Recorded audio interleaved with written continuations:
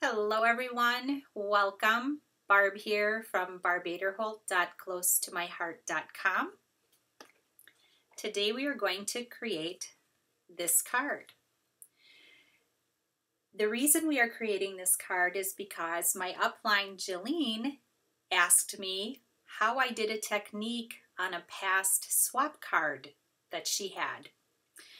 And I thought rather than trying to explain how I created the background, I would just film a video and show you what I did. The first thing you have to do when doing this background that I call smooshing is use watercolor paper. You have to use watercolor paper for this technique. If you try to use regular cardstock, it will pill up. It will start to disintegrate. It just can't handle all of the water that this technique uses. So watercolor paper. Our new catalog does show a new watercolor paper. Super excited about that. You'll need VersaMark. You will need some embossing powder. This is white, fine detail. You can use clear on a white background because it will just show up through the clear embossing. You need an anti-static powder bag or anti-static powder tool, something that you can put on here so that your embossing powder only sticks where the VersaMark goes. VersaMark ink is my favorite ink for embossing. It's nice and sticky. My pad is disgusting, apologies, but it works, and so I'm using it. First thing I'm going to do is ink up this stamp.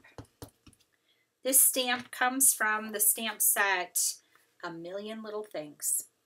Isn't that sweet?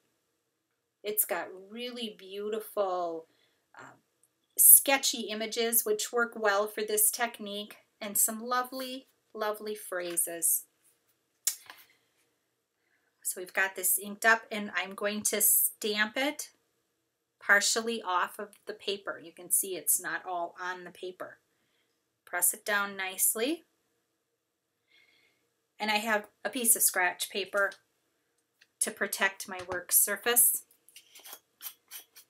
Get our embossing powder, and I'm using a piece of folded paper. I keep it in with my embossing stuff, and I will sprinkle this over the top of the ink, tap it off.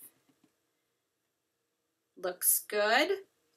And I'm putting the powder on each time I stamp because on this white background I can't see where I've already stamped, and I don't want to stamp over the top of the embossed area that I've just stamped. You'll end up with a mucky mess. Again, we're just working our way around the perimeter. This card base will be too big for,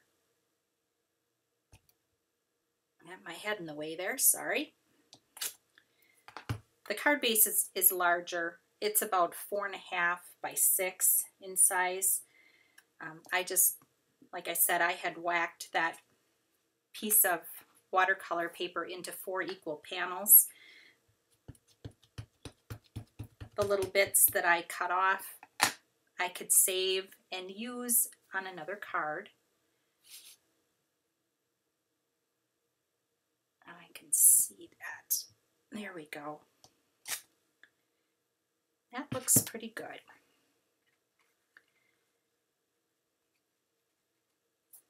Trying to keep my fingers out of my embossing powder. And now I will hold this up, and you can see if I tip it, you can see where that embossing powder is located. And now the folded paper, you just pick it up and you funnel the powder back into your little powder pot. Some people use little Tupper containers and things like that. I don't. I don't have room to store all of that, so I just use the container it comes in. The next thing you have to do is you have to heat.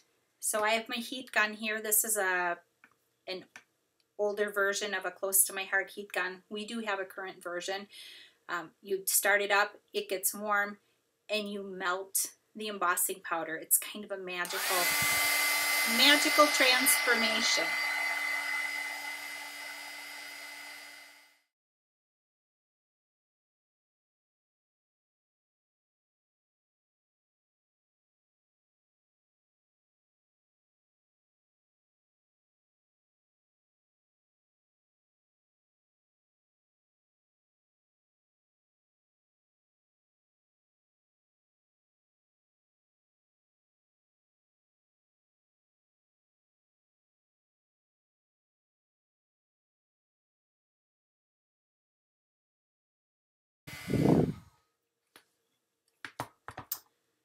And you can see that the design is all glossy now. That means that the embossing powder has melted.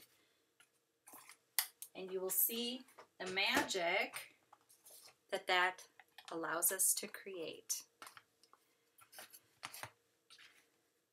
I've chosen some colors here. I think we'll try raspberry, nectarine, and lemonade. When choosing your colors, you want to pick colors that are not going to turn brown on you. I think if you put a green and a red together, you would end up with brown. I'm covering my space here. In fact, I'm going to flip this over. This is a bag that our paper packs come in, and it works really well for this. And all you do is I just swipe a little bit of the ink on there, a little raspberry, a little nectarine, and a little bit of the lemonade. And the next thing I'm going to do is use my sprayer, and I'm going to give it a little spritz. This is why you need it to be watercolor paper. I'm taking the paper, this has that little image on it, flip it over, and I'm just going to lay it down. Rub my fingers on it so that the paper can soak up all of that color. And then you lift it up, look at it, see if you like it. It's not bad. You can stick it back down, get a little more color on there if you're feeling that it's not colorful enough.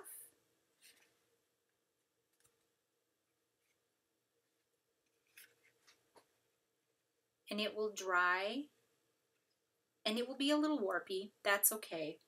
It'll be fine. I'll show you what one looks like that's already dried. You can use your heat gun to dry, but this is one of those things where sometimes you just have to know when to walk away. You can keep fussing and fiddling with it all day, keep adding more and more ink, but this is an imprecise, no two panels are the same kind of technique. So I'm going to just put a little water on there and bring in a towel and wipe this off so I can move it out of the way. And the next thing we'll do is we will start to put a card together. This is a panel that's already dry, so you can see it's lighter. I also have a couple of panels here that don't have any embossing on them, so you can do them without the embossing. Same technique, just no embossed pattern on there. This I used green apple, bluebird, and I think I used the lemonade.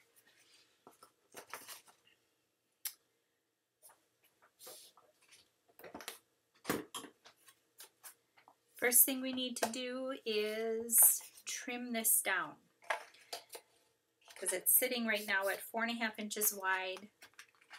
My black panel is 4 inches wide, so I need this to be 3 3/4 inches wide. So what I usually do is I go halvesies. I flip it around, and now I bring it down to the 3 3/4 size. And I will trim that. This needs to be, let's see, the black one is 5 1/4, so it needs to be 5 inches, and it's at 6. So I need to take a 1/2 inch off the bottom and the top to get it down to 5 inches. And don't worry about these little strips. We can save those, and we can make a card using these.